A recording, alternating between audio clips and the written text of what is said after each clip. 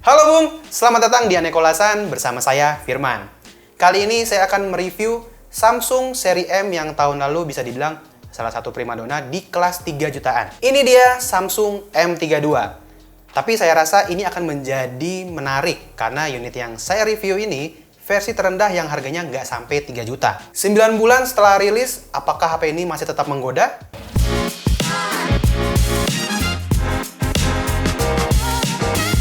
Kalau dari desain, menurut saya ini terlalu rame ya. Pola garis-garis di bodi belakang plastik yang bisa ngasilin warna ala-ala pelangi gitu. Bikin saya nggak bisa fokus nikmatin desain backdoornya. Samsung ngasih nama desain ini Pola Prisma. Finishing glossy di bodi belakang juga bikin bekas-bekas sidik jari makin kelihatan. Dan sudah pasti mengurangi estetika. Selain itu, desain layar yang masih pakai poni rasanya sudah mulai ketinggalan zaman. Karena smartphone terbaru yang keluar kebanyakan sudah pakai tompel atau hole punch untuk desain kamera depan. Tapi itu kan menurut saya. Menurut Bung Juan gimana? Lah, nggak tahu. Kok nanya saya? Walaupun saya agak kurang sreg sama desainnya, tapi saya sreg banget sama layarnya. Layar Infinity V 6,4 inch Full HD Plus dengan refresh rate 90Hz. Sama sekali nggak ketinggalan kualitasnya. Warnanya vibrant dan tajam. Dan di mode skema warna vivid ini, warnanya cenderung ke tone yang cool ya. Berkat tingkat pencerahan tinggi, pas dipakai di bawah terik matahari, layar HP ini masih bisa terlihat dengan jelas. Nonton Netflix juga bisa di resolusi high definition karena sudah dapat sertifikasi Widefine L1. Tapi ada yang kurang lagi nih. Nggak ada stereo speaker di HP ini. Speakernya cuma ada di sisi bawah aja. Dan saya merasa ini power speakernya agak kurang ya. Tapi untungnya Samsung masih nyediain jack 3,5 mili buat colok-colok earphone. Dan udah ada fitur Dolby Atmos buat meningkatkan kualitas suaranya. Dan untuk melengkapi kualitas layar yang mantap ini, Samsung menyempatkan refresh rate 90Hz. Walaupun bukan 120Hz, tapi refresh rate lebih tinggi dari 60Hz bikin pengalaman scroll-scroll Instagram jadi makin smooth. Dan pas scroll-scroll juga, saya nggak menemukan stuttering saat scroll dengan refresh rate yang tinggi. Overall, kualitas layarnya ini nggak ketinggalan lah sama smartphone terbaru di kelasnya. Oh iya, jangan lupa untuk sekalian beli case dan screen protector karena di dalam box nggak ada case bawaan maupun screen protector. Lanjut ke jeroannya ya, dalamnya. Chipset MediaTek Helio G80 dipadukan dengan GPU Mali G52, RAM 6GB dan storage yang luas 128GB. Kombinasi dari itu semua bisa kasih user experience yang enak banget di kelasnya. Untuk urusan performa, main game-game mainstream kayak PUBG Mobile masih nyaman banget. Memang sejak rilis bulan Juli tahun lalu, settingan grafisnya masih mentok di HD High dan Smooth Ultra. Sayang banget nih, belum dibuka untuk settingan smooth ekstrimnya. Tapi, selama saya main PUBG 30 menitan di settingan Smooth Ultra, gameplaynya berjalan sangat lancar. Nggak ada stutter ataupun frame skip. Tapi ya, karena frame rate ekstrim belum terbuka, framenya di lock di 40-an FPS aja. Gyronya juga responsif dan kayaknya ini bukan software ya. Tapi karena saya nggak biasa make gyroscope, jadi selalu saya matikan opsi gyronya. Saya juga coba main Asphalt 9 di settingan grafis high quality. Gameplaynya juga sangat lancar selama saya main 1 jam. Bagian belakang HP ini juga mulai anget setelah saya main selama 1 jam. Lanjut, kita coba tes benchmark. Pertama kita tes Antutu 9 dulu. Skornya ada di 220 ribuan. Dan di Geekbench 5, untuk single core-nya di 370 dan multi-core-nya di 1340. Dipakai multitasking juga tentu masih lancar banget dengan RAM 6GB. Dan sekarang Samsung N32 sudah ada fitur RAM Plus. RAM tambahan yang diambil dari kapasitas penyimpanan internal. Ini nggak tanggung-tanggung loh. Tambahannya sampai 4GB. Tapi saya udah cari-cari di setting nggak ada opsi buat milih seberapa besar tambahan RAM Plusnya. But it's still a good news. Internal storage 128. Salah. Gede banget ya? Iya. Internal storage 128GB juga masih bisa ditambah dengan kartu microSD karena slot SIM-nya udah triple slot. Jadi nomor kedua Bung tetap aman. Beberapa hari sebelum syuting video ini, HP ini dapat software update dan security patch-nya jadi bulan Februari 2022. Nice Samsung. Kalau Ulangin.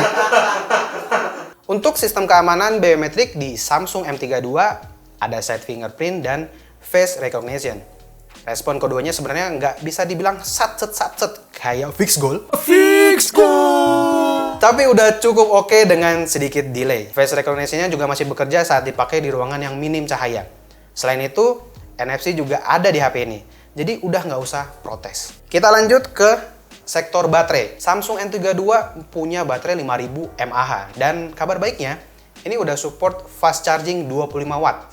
Tapi, charger yang dikasih hanya berdaya 15 watt aja. Untuk daya tahannya, main PUBG Mobile 1,5 jam tuh habis sekitar 7%. Asphalt 9, 1 jam habis 12%. Dan Instagram 1 jam habis 10%. Maksudnya main Instagram 1 jam. SOT yang saya dapat juga cukup impresif di 8,5 jam dengan pola pemakaian yang intens dengan main game dan jaringannya full pakai WiFi. Untuk pengisian baterai, waktu yang diperlukan buat ngisi baterai HP dari 15% sampai 100% sekitar 1 jam 40 menit dengan charger bawaan 15 watt.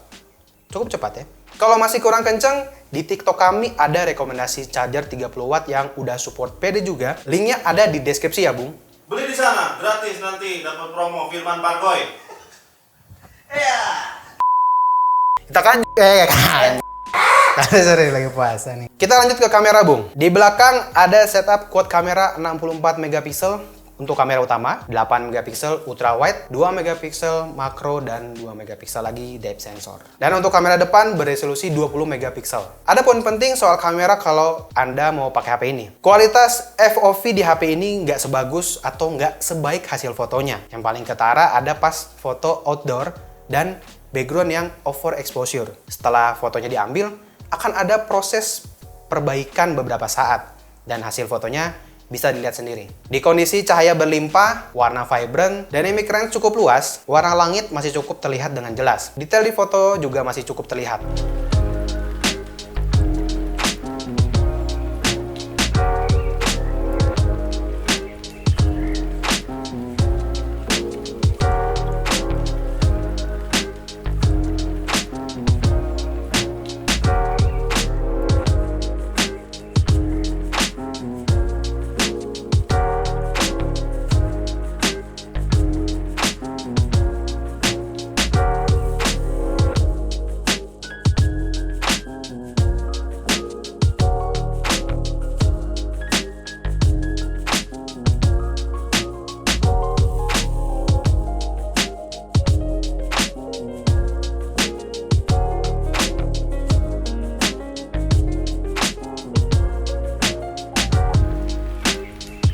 Untuk di mode ultrawide, kualitas fotonya masih dipertahankan dengan dynamic range yang masih cukup luas, namun dengan detail foto yang lebih smooth. Sayangnya, pas foto menghadap matahari, lensa ultrawide-nya cukup kerja keras menyeimbangi background dan objeknya. Coba menghadap Yang Maha Kuasa.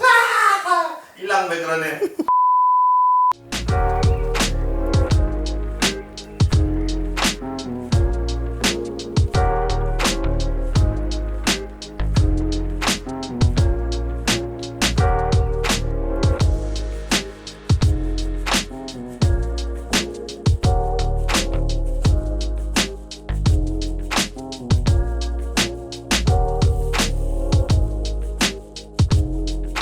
Untuk hasil foto selfie-nya, di kondisi cahaya berlimpah, skin tone masih terlihat natural.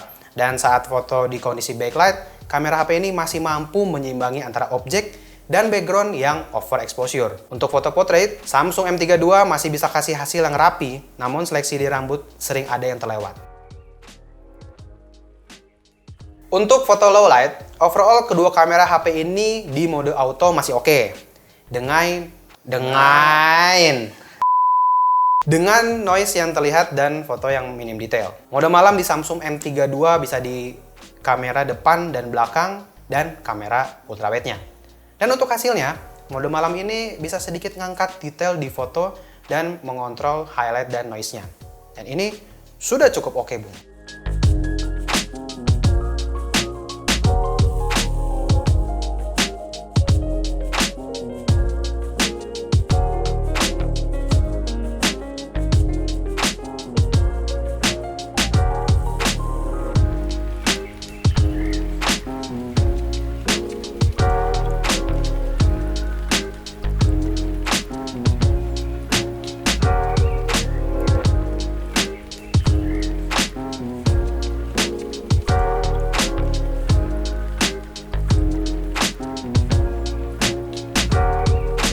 Untuk perekaman video, kamera depan dan belakang bisa merekam sampai Full HD 30 fps dengan stabilisasi ACE hanya di kamera belakang.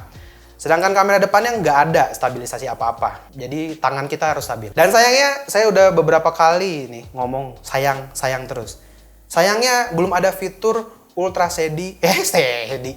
Benar. Steady tadi ngomongnya. Saya temannya SpongeBob. Sandy.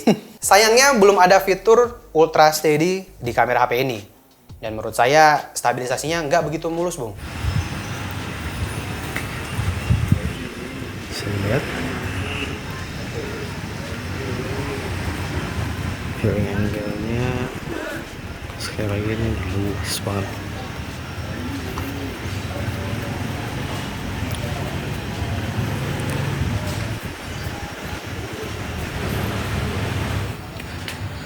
Full HD 1080 30 fps Samsung M23. Ada stabilisasinya.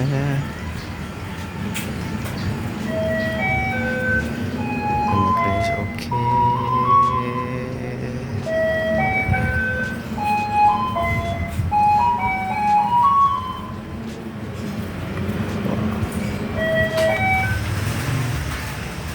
Ultra wide 1080 30 fps.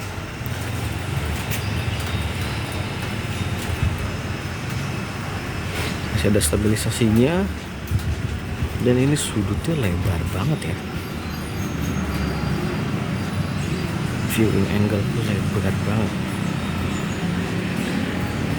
Cuman kalau ekstrim gini agak ya, maklum.